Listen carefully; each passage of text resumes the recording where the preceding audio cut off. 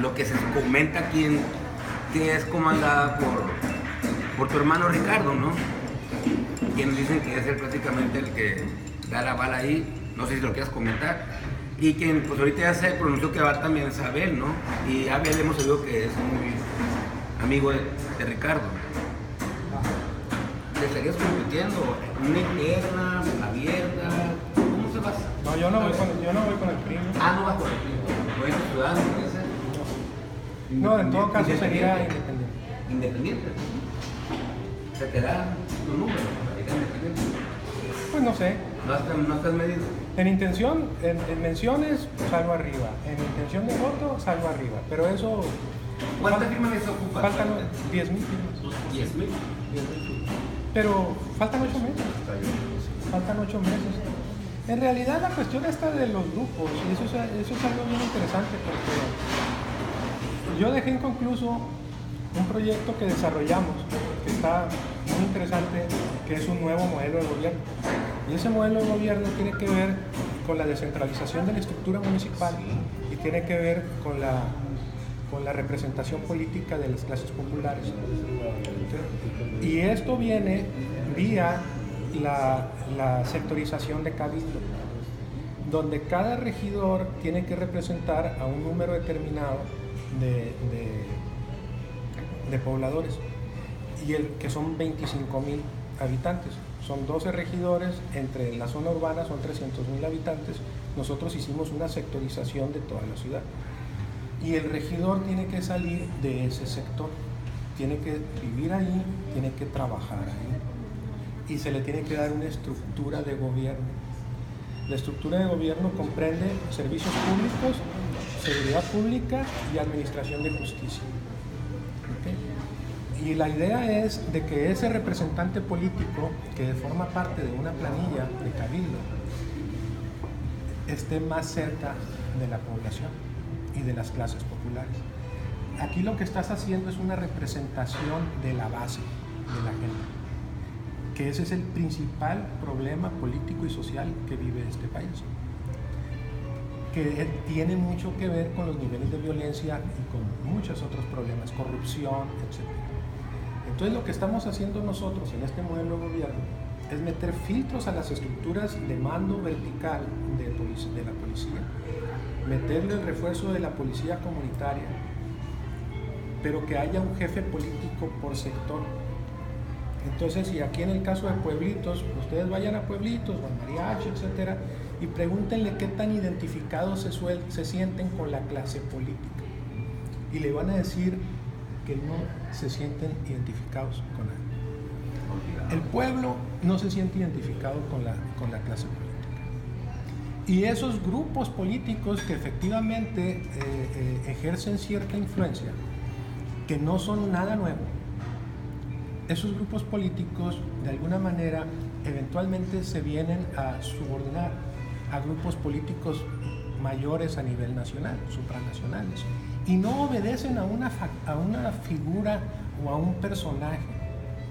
En realidad los grupos políticos obedecen al grupo político, cuya principal prioridad es la sobrevivencia, es la subsistencia de sus miembros. Entonces, no es como que una persona domine, controle e instruya a determinados actores. Al final de cuentas, estos grupos políticos empiezan a ser su misma razón de ser. Se enquistan en los partidos políticos, inhiben la participación de otros actores que no forman parte de ese grupo político, ¿verdad? Y la resultante es lo que nosotros estamos viendo: la falta de representación política, el coraje, el hartazgo, la enajenación, etc. Y la alternancia, vemos también nosotros que la gente ya se está dando cuenta que no es la solución, porque en el PRI, en el PAN, también es el mismo sistema, que le podemos llamar partidocracia. Y eso ha sucedido en todas las democracias, nomás que debe de haber una transición política a través de los años. ¿Se acuerdan de aquella película de Gangs of New York? Que salía, no sé, DiCaprio, pandillas de Nueva York. Sí. Bueno, Daniel Day-Lewis. en la época cuando llegaron los inmigrantes a Nueva York, no tenían representación política. Había un grupo político muy corrupto que controlaba la política. Esto fue en la época de la Guerra Civil. Y de ahí vienen revueltas y conflictos y violencia. Es lo mismo. En su momento allá en Nueva York era Tammany Hall. Pero te ibas a Chicago, a San Luis, Missouri, a muchos de los otros centros, había las famosas maquinarias políticas, las máquinas políticas que controlaban a determinados partidos, ¿verdad? Y entonces tú tenías que formar parte de ese grupo como mafia. En realidad lo que vino a suceder es que el trabajo de base en los Estados Unidos empezó a dar representación política a la gente. Y vean ustedes, en un país controlado por sajones, que son la mayoría, tienen más representación política los negros, los haitianos, los latinos, los puertorriqueños, todas las minorías tienen representación política. Y aquí lo curioso del caso es de que la mayoría no tiene representación política. El pueblo no tiene representación. Los grupos dominantes económicos y políticos en realidad es el mexicano europeizado. El pueblo no se siente identificado. Si no transfieres tú esa representación política al territorio, producto de las luchas raciales que hubo en los Estados Unidos de otra manera, el territorio es la subdivisión territorial de la célula política más básica, que es el ayuntamiento. Y te lo tienes que llevar y decir, este es el territorio de este concejal o regidor. Y ese regidor sale y es votado. En este caso no sería votado, sería elegido, pero bajo ese criterio, de ese territorio. Porque los humanos, como las abejitas y las hormiguitas, nos unimos en función al territorio, hacemos colonias, ¿ok? Y la similitud de los pobladores de una colonia determinada tiene semejanza. Entonces, esto tiene mucho que ver con el cambio social, tiene mucho que ver con el cambio político. La cosa es que para mí lo importante es hacerlo desde la base. En realidad los analistas políticos pierden mucho el tiempo en hacer el análisis de las cúpulas y muchas veces ni siquiera le entienden a las dinámicas de los grupos políticos. ¿Okay? Sí se interpretan, se platican, se dicen, etcétera, quién es el bueno, etcétera. Y hay colusión muchas veces o negociación entre grupos políticos, sí es cierto. Pero en realidad lo que nos está faltando es el análisis de la base. ¿Por qué le tienen tanto miedo a Andrés Manuel? Trae la base. Porque trae la base. Porque trae la base.